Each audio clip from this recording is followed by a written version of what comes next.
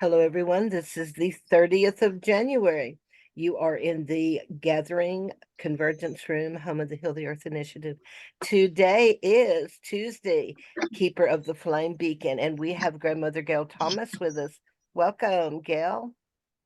Thank you, Shonda. So happy to be here with everybody today. And our tarot card is wanting us to speak about divine time. So I've asked Claudia to play a song that came to me in the dream time about divine time. And it's a song that I fussed with in the dream time. I was awakened with the first line that said, save the almighty anima mundi. And I thought, I put it on the recorder and then I thought, what are you talking about? Are you talking about my college alumni? Or are you talking about something that I know absolutely nothing about? And then I looked it up later, of course, and the Almighty Anima Mundi is the Earth Mother.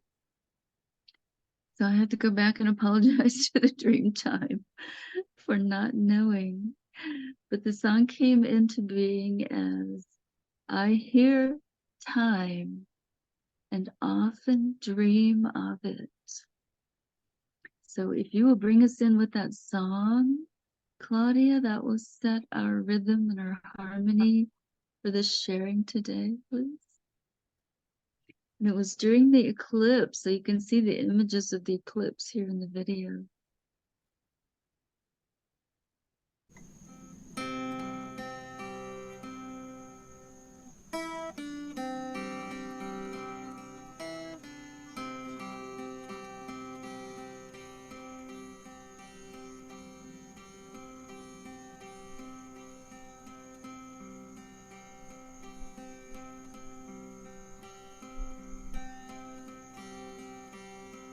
I hear time and often dream of it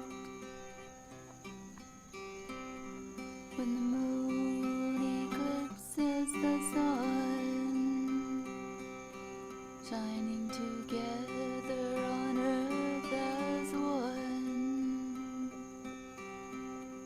experiencing totality.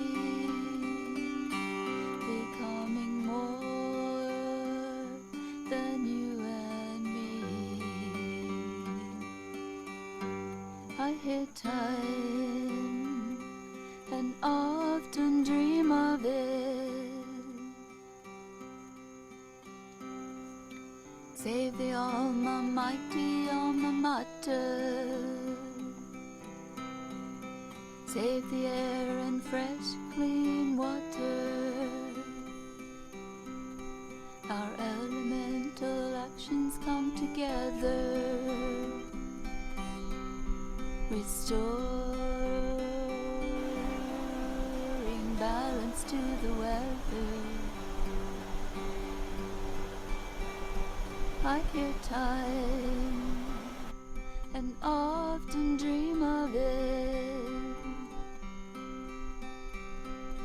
when the moon eclipses the sun, shining together on earth as one, experiencing totality, becoming more than you and me. I hear time and often dream of it. Save the old almighty anima mundi, the soul of the world is so wounded. The fire of our actions winds heal her spirit. Wind in our heart helps us hear it.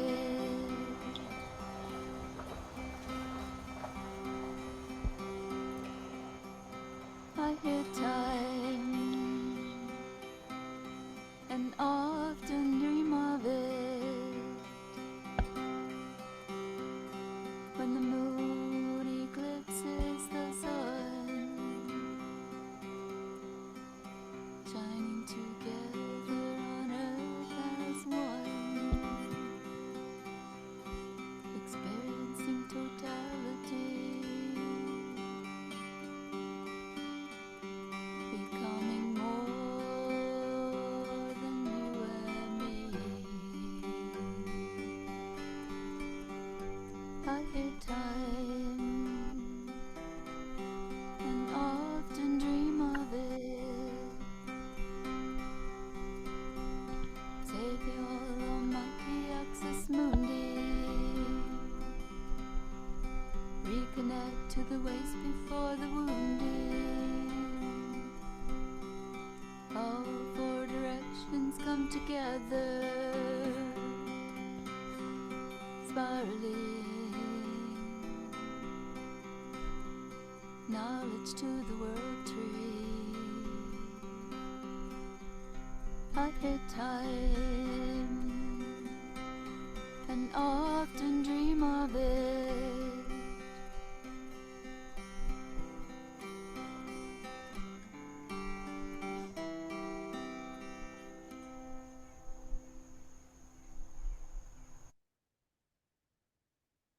Thank you so much, Claudia, for playing that. You know, as Woodlands people, we didn't need time as it exists now with the clocks and the watches and all the gadgets, the calendars and the reminders and all the things that we have now as we kind of worship time. We didn't need all that. We went by the cycles of the moon. When to plant, you know, when to harvest, when to prepare. All that was in the sky. The only thing that we could really see at a distance and comprehend in these ways was the cycles of the planets and the stars and the Pleiades, Milky Way, the things that we knew so well from looking up at the sky. I still know it's my birthday when the lily of the valley blooms. I don't go looking at the calendar, you know, and our Venus calendar, it's one day, and in the solar calendar, it's a different day. So I have two birthdays. Yes, I celebrate them both. But the thing that brought time to us was the trains. And the energy of time is attributed to Saturn. So we've all had a Saturn return at this point in our life, and we can kind of see how the trains were a Saturn return for our people on Turtle Island. And I don't know, it'd be interesting to hear if anyone on the other continents experienced a shift in time. I guess that was in the 1600s, 1700s, pretty soon after Columbus showed up. Kind of made a mess of things, but we're coming back. We're surviving. We're still here. Time is still here, and participation is actually kind of optional. I'm going to share some experiences I saw the that Forbidden Composers. might help you realize how participation in the time that we know in this world is optional. I have a good Salagi sister friend that was going to the hot springs with me, and we knew we were late, and it's a good 45-minute drive. We could barely get there for a tub, and she says, "Okay, let's turn off the clocks. We're not going to look at the clocks. We're just going to ask to get there when we need to get there. And we knew it was just physically impossible, linearly at least impossible, but we also knew that we could step out of that constraint, if you will. So we just took our, careful ways and drove down there and got there just exactly on time, even by the clock.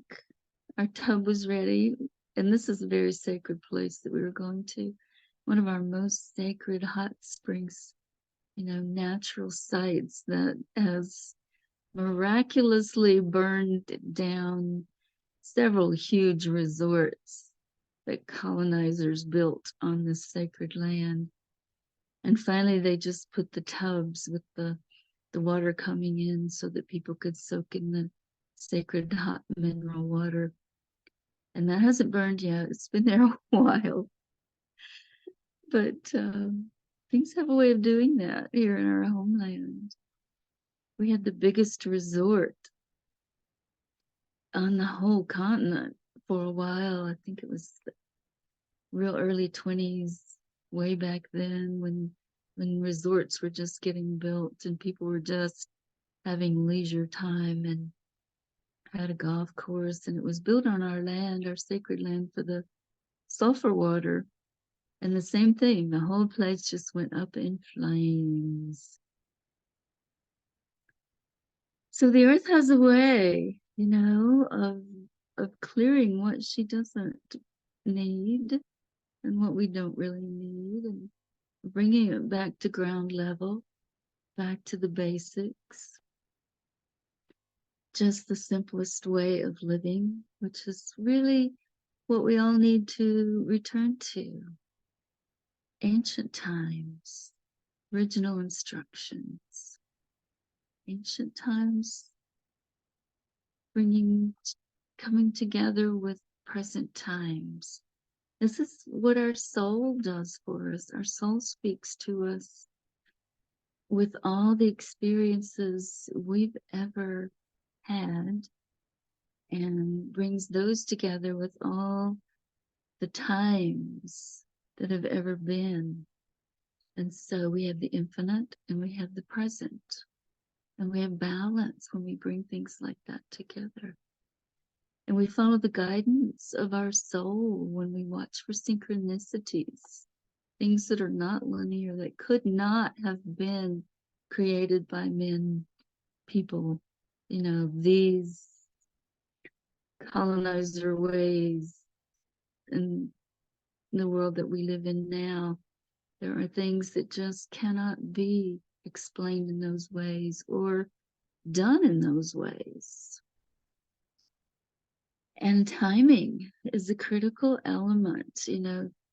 Divine timing is just what we need just when we need it, in the way of the mother archetype. She establishes the real level of trust when we know that we will have just what we need just when we need it. We don't need to be looking at clocks and riding on trains and worrying about Saturn returns and all these things that are constructs of man and colonialism. I'll give you another example of a teaching that I hold dear to my heart. My mother's mother came to me as I was standing by the fire in a community that was holding a Nipikaga Sweat Lodge ceremony. I was spending my time with the Moon Woman in the Moon Lodge. And I went down by the fire with her, and I experienced my mother's mother, whom I barely knew, because I think I was 4 when she crossed over. And she was holding me in her arms as a baby, as I stood there by the fire with my eyes closed during this ceremony. And I could feel her cradling me, which I, of course, had no memory of in the physical realm, but I could totally feel in the spiritual and the cellular and the level of the soul. And she said to me, ask your mother to go get the Pipsissewa with you. And I thought that was kind of a strange request because it was in spring, and our Pipsissewa is our winter tonic. It's the medicine for right now. And I think some of you have heard me say before, the tonics are really strong medicine, and I always drag my feet a little bit. It's critical to take them at the right time. And we only take the Pipsissewa after the winter solstice and before the thunders return in March. We take them at this time of the year, and they're kidney medicine. They clear the kidneys for this little bit of stagnation that we go into when we go in for winter. We go in from the cold, and we go in to do our inner work and to come together close in these ways and share our stories, share our ways. In our Salagi tradition, excuse me, we would come into the Osi, which was our word for the sweat lodge, the Nipikaga, and in our family farm, it was a big rock that we would actually go behind. There was a little passageway. We could go in behind the rock, and it was a south-facing rock. So we would, the elders would go in there, and the younger people would build the fire outside the rock, this big rock in this opening, and then bring the hot stones in to keep the elders warm during the winter. And this is when and where our stories were passed along. Those younger people bringing the stones in to keep the elders warm would sit with whoever was awake and hear the stories and learn the stories in this way, and unite the generations and bring us into balance with the weather, with each other, with the ages, with all that showed up there. And so I took that request to my mother. It was probably the middle of summer before I got around to remembering to do it. And my mother just shook her head and said, no, I'm not going to go with you to get the Pipsissewa. And I was like, okay, I asked. That's all I was told to do, was ask. And my mother, she would often react in those ways because she had such a very painful time in assimilation. She was ridiculed by the colonizer kids where she had to go to school. She was the first of 12 to go beyond the 8th grade, and there was a huge difference in what it did, to people. I was able to see it being the youngest daughter of 12 families that I grew up with, gathering on that 50-acre farm every weekend to live in our ancestral ways, which were the only ways we knew. And I thought, well, I guess, it's a time when she doesn't want to remember the traditional ways, or she doesn't want to walk to the spring on the land, or whatever, she can just say no. That's okay. And then after winter solstice, she surprised me when I was visiting. This was just a few years before she crossed over, and she says, but it was months later, and she says, okay, let's go get the Pipsissewa. And I was like, okay, she remembered. And of course, at that point, the Pipsissewa has bloomed, and its flower has matured and gone to seed. And it really is the best time to gather. And we took the whole plant. We very carefully pulled the roots and gently cleared the dirt and washed them. And now I put them in a tiny little jar, plant roots and all, under the water, and put the water in the windowsill. And when it turns this peach color, which is the color symbolically of the mature feminine, then I will drink the winter tonic. and I will always feel it in my kidneys. And some people, will say that the Pipsissewa medicine will clear a kidney infection overnight, a serious kidney infection, or even kidney stones. Sometimes it will just clear overnight. And so I've done my winter tonic at this time. And I'm grateful to be reminded that timing is critical, and it's of the seasons, of the moon, of the plant cycles, of the human cycles, the feminine cycles, all of the things that we feel deep in our bones, where our ancestors sit with us and guide us in these beautiful ways and bring us together to share in the ways that we've come here today, to share and to follow the divination of the tarot card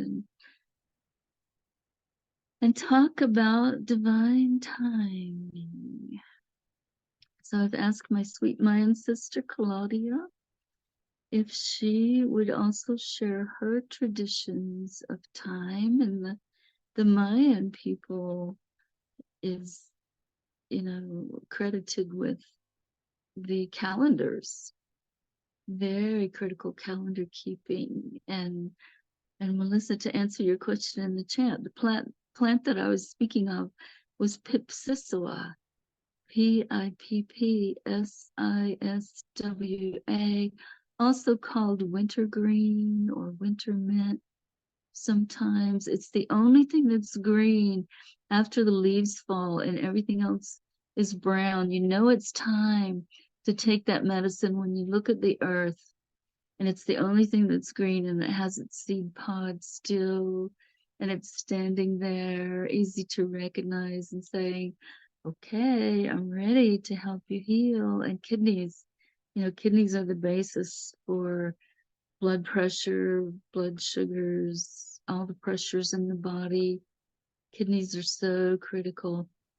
And Yes. then our next time is the Sorry, I feel it's so the synchronicity because yesterday I heard a message from a friend who's in Germany who said that her right kidney is not working anymore, and she asked me, what can I drink for my kidney because it's not working anymore.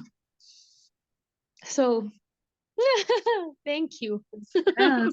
Yeah, just ask. And when we gather in these ways, the answer Yes, comes. Yeah. thank you so much. That's Thanks beautiful. to your ancestors too. Yeah, yeah. Thank you, Melissa. That's a And really good example of divine timing. yeah, it is. That's right. And Claudia, I will turn this sharing over to you now to share your mind ways of example for us. Thank you so much. It's interesting because I've been following probably the Mayan calendar for about 15, oh no, 20 years now, maybe. Oh, time just keeps ticking. And we have different beliefs, like time doesn't really exist. It's all intertwined, the past, present, and the future. We all are living all of those kind of simultaneously. The calendar is comprised, our calendar that we follow. Well, there's 13 calendars, but our daily calendar, the one that evolves, the one that's based on our bodies and our interactions with everything in the cosmos, everything that is comprised mainly of 20 energies. And these energies have kind of like the different gods and goddesses or guides, they have different domains, different characteristics, different things that they guide and they teach us. And we're all born with our each individual horoscope or symbol energy that we are born with. And there's 260 possibilities. And they are also based on these main 20 energies and the connections of our body.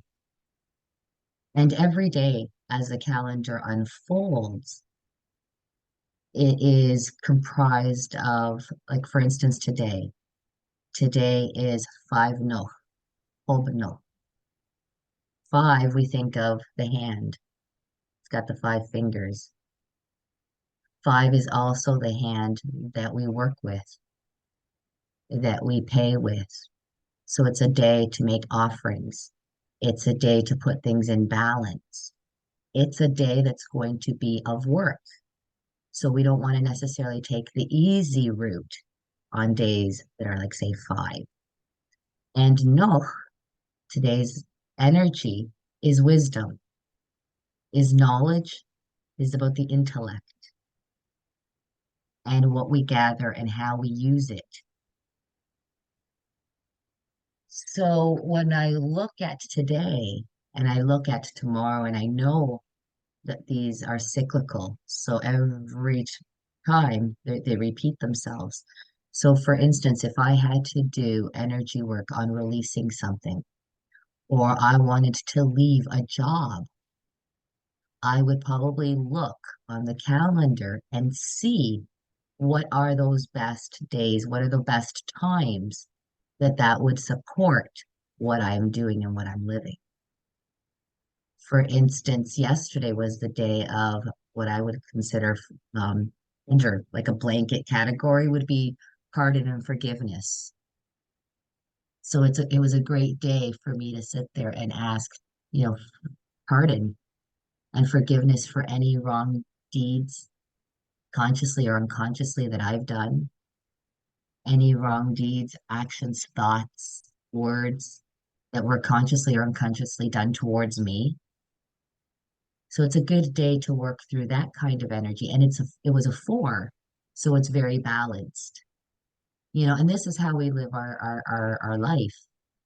So we also sit there and we can do whatever it is, ceremony, we can do energy work, we how we play it out in our daily life.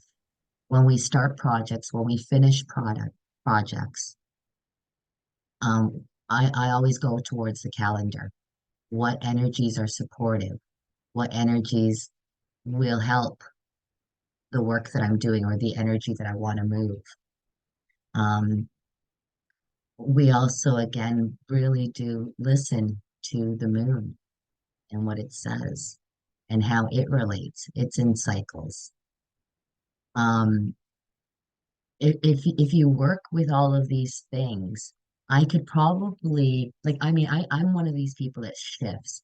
I wouldn't know what the moon phase is for a couple of weeks. I'm just not paying attention. And all of a sudden it's like, oh, what's going on? What's going on? When I really start to figure it out, I hear it's the full moon. Yeah, no doubt it is. In 2 days or a day, it's the full moon. Oh, no doubt. Because I can feel the shift in my thoughts. I can feel the shift in my body. When spring, before anybody sits there and says it's spring, my bones, like Gail was saying, my bones, my body tells me I can smell spring in the air. It's got a specific scent. My parts of me just naturally want to start doing the spring cleaning. I go through a big shift in the fall as well.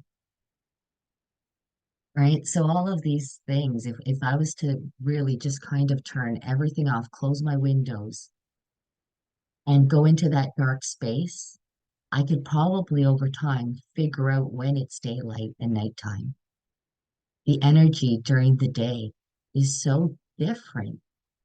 What we hear, what we sense, what we perceive is very different during the daytime than the nighttime. It feels different. My house can be set at the exact same temperature in the summertime and the wintertime, but it feels different. The air in my home feels different. I know if it's gearing up towards summertime or if we're in the wintertime based on that. Right? So all of this works out in our system and in our body. And I relate a lot of that to the calendar and just tuning in to my own sensitivities, to my own clockwork. Some people are very scheduled. And some people really just kind of go with the flow. I listen to my body. When do I need to sleep? When do I need to be awake? When do I need to eat? I am not necessarily the type of person that's very rigid and has 3 meals, and it has to be at this specific time, or it's got, no, my body tells me and I listen. If I need to graze for a few days or for a week, okay, I'm grazing. If I need to have, a bigger meal and graze in between, okay. So I really, really listen to my body. I listen to those hints. I listen to those instincts. And that to me is what becomes that divine timing. And my divine timing is very different than maybe my partner's, than my children's, than my neighbors, than all of yours. And at different times they sync and there's a flow to it, but we really do have to find and figure out what our flow is, what our timing is in the spoke and in the wheel, because it really does depend on our makeup, what's in our cellular body,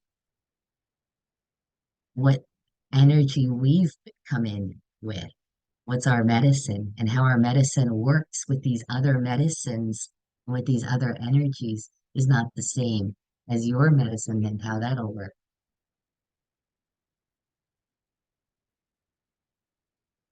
So that's kind of my 2 cents, 5 cents, 10 cents on time. So valuable. Thank you, Claudia. Yeah, that's good. Thank you for letting me share. Yeah. Does anyone have any questions on anything they've heard or similar experiences they'd like to share? Anything at this point in time? Claudia, can you explain your perception of the difference between the original Maya clock and its timekeepers from the ancient elders and the dream spell? Big one, huh? Yeah, thank you. Okay, what I work with is the Cholquij calendar that is originally from the Maya Quiche tradition. That is from the land of the Quetzal in Guatemala. Um, the one that they are using in Mexico or in the Yucatan is based on the Tzolk'in calendar. And the dream spell is a hodgepodge, a conglomeration, a mixture of new age stuff and not new age in the way of my original teachings or the indigenous teachings, because we also have ages that we think that we were going through and stages, but it's different than the term new age. And I'm very much talking about new age, how everybody's referring to that term now.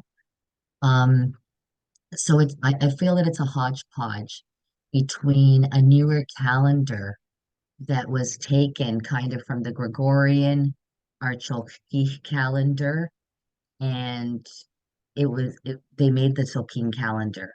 And then from there, they've added again the new age stuff, like the galactic this and the, star seed that and the wizard this. And I mean, there's been a lot of things that I've been looking at and a lot of discussion I've had with the elders. And there are threads and strings of that weave that are true. But when you put them like that, it presents a real, like if you were to actually be able to see it in picture form, to me, it produces a funky, wibbleated warp bath. I don't know how to explain it nicely. Um, but to but to me, like when I say that we use 13 calendars, we use them separately. And they do overlap, almost kind of like when you were back in school and you saw those projectors, those those thin films that they could lay over the body, and there was the skeletal and there was the muscles and there was the tissue and there was the blood flow. It's like that's how I see our calendars. But the way they've taken this dream spell work, and I've really analyzed, I've looked at it, and I just it's not for me. That's all I can say. It's not for me. It's not part of the original teachings. It really is new, and it feels very more commercial, to be honest with you. It is a hodgepodge of different things.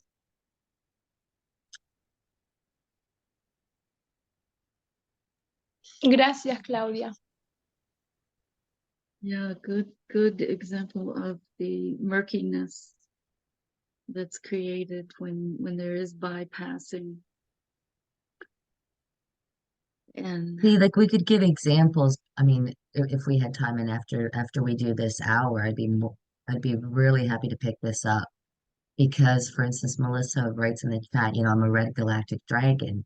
So she got that from the dream spell, and I know that just based on the wording that they're using, that is what it is. I would love to grab your birth date and be able to put it into the Mayan Cholchich calendar that we use and come up with what your energy is and see what information you've been given and if there is a comparison or how the difference spreads. We've Let's talked pick it about up. and we've talked about different elders where they're trying to get in on this new stuff and they're coming up with like a different new year, a different time for new year, or a different time out of time, what we call in the Ha'ab calendar, and that's of 365 days. It's 360 days, but then we have 5 days that are time out of time. And that is when one time carrier leaves and another time carrier comes in. And there's been discrepancy because of the traditions or what they're picking up in Mexico where they want to celebrate it. And they're trying to sit there and say that these time carriers shift. And it's like, well, it's 4 time carriers out of the 20, and it's like some things just don't coincide and they're at different times of the year. And the way it flows, there's a break in it. So it's not a natural flow, it's not a natural progression. And with us, when we do ceremony, when we do everything, we do it counterclockwise. Because again, it shows how it's evolving, time evolves. It's being laid out for us. So we look at it as the gods are laying it down like this. But when we walk, right? So again, the way the clock spirals. So we do a lot of our energy work again counterclockwise, where in the north, a lot of other pagan traditions tend to use more the clockwise. Um, and that's a whole different thing, but that's what I have for you, Shanda, in regards to the dream spell calendar stuff that they're using. Well, Jose was, according to those that followed that, I still do, but I'm very curious because I've never been able to meet nor speak with an actual Maya timekeeper. So I've never heard the other side of it. But I mean, that, we go all the way back to Mount Shasta and we felt that Jose was called and that he was gifted. And we have to also remember, I want to add something to this picture. The phrase New Age, let's remember that that phrasing was started by Christianity to rebuke any of us awakening up from those particular points of view. And we actually do. And as you realize, and I know if you are my account keeper, that we do move into new ages every 2,160 years, correct? On that long count. So that,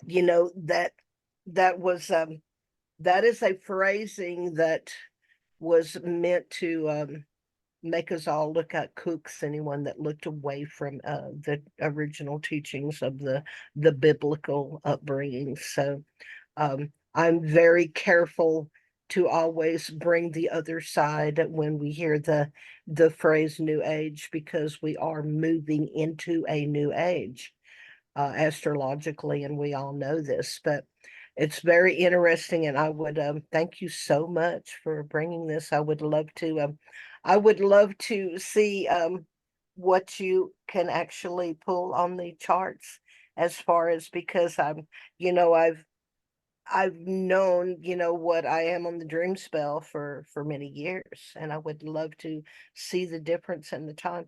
One more quick question. Erica has her hand up before we move to Erica. So are you actually, well, there comes, I guess we'd lost Alan earlier. He's coming back in. Um, are you actually saying that July 25th is not the day out of time? That's correct. Wow. Not for Okay. me, not for my tradition, not from my original teachings. Um, and it was interesting because, okay, and again, that would come from their dream spell. In another calendar, they were trying to sit there and say that it was in March, I think it was. And was in Guatemala, and there's these elders who have been initiated, but they're trying to shift things Mm-hmm. or incorporate other teachings. And they were talking about these ceremonies, and I conferred with a couple of my elders, and they went through the teachings again with me. And I was left to speak with spirit. And again, that's kind of my domain anyway. I am a natural born psychic medium. I have, and in the calendar, I am Kame, which works with the ancestors. So it's so interesting that it coincides. But I've got the clairs in all areas, and it's what I do strongly. So I sat with spirit, and it was interesting the way the energetics played out because my elder said, "Listen, why don't you go check it out and go feel the energy for yourself?" And I was given a car before got to Guatemala. It had been checked on and everything else. It was drive worthy. It was my mother's second car. So we went. To make a long story short, we